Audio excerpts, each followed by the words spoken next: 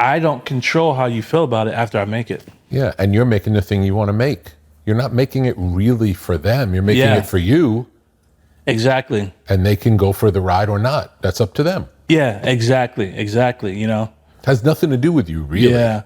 How they react. Yeah, because art isn't like a boxing match where, like, if you knock someone out, it's like, even if they didn't want you to win, you knocked the person out. You won the fight.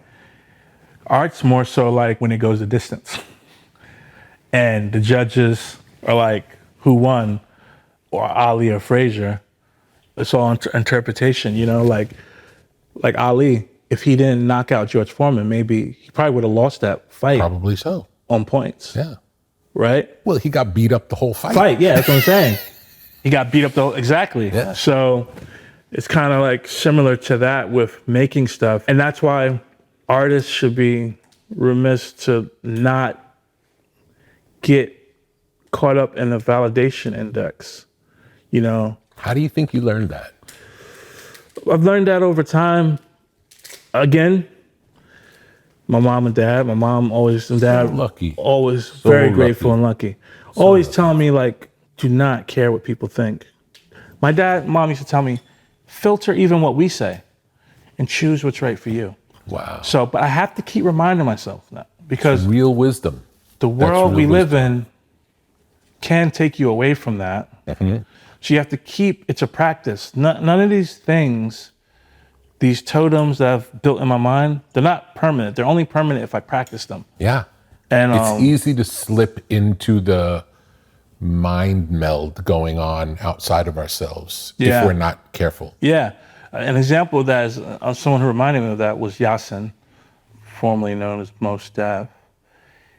We're talking about, I did a collection based off Alvin Ailey. And I worked with his estate and licensed images and copy. And Yasin called me, he's like, yo, man, I'm really proud of you. I love this collection you've done. I said, yeah, man, I did it to because the world needs to know, people should know about Alvin Ailey as much as they know about Michael Jordan. And then Yasin's like, how do you know that was his validation index? World acknowledgement on the level of a Michael Jordan. Maybe he was happy with just the people who were into his art were into it and the people that weren't. And he stopped me dead in my tracks on the phone. I was like, yo, you're right. So I don't need to do the collection so that everyone knows and thinks of Alvin Ailey is important and see him in the light they need to be seen like.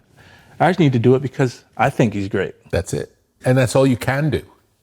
That's it, you know? It's like, this is what's interesting to me. Yeah, and once you get into the trying to push the thing, it becomes something else. It's something else, and it kind of taints it. Absolutely. For yourself. It's not pure anymore. Yeah. It's not pure anymore. Yeah. If it has some trying to do some work in the world. Yeah. It's not like that.